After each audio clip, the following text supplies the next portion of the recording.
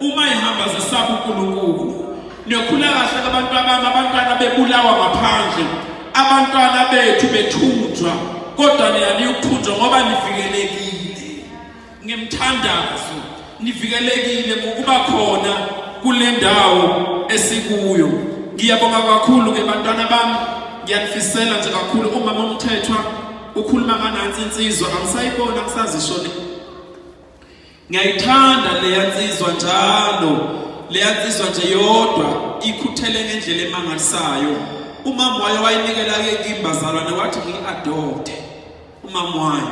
Manje ngiyajabula njalo nje mangiyibona ikhona enkonzweni, nokubona nje ingane babudlakadla ezidiscipline njengalezi.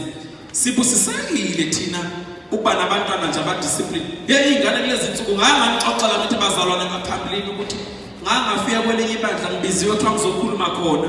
Yavele yasuka ingane nepeni igqoka amasudu bazalwane, yavele yabona exercise la kwisudu yami,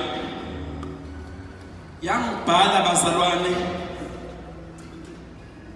yangibhala ingane kwisudu, ngibathe amen, haleluya. Ingane nje lokhu ngibhale njalo, ithi ngabona ipeni ukuthi liyaphela, ilande crayon, ilokhu ngidwebe nje njalo ingane idwebe isudu yami, ngilokhu ukuthi Jesus glory, amen, hallelujah.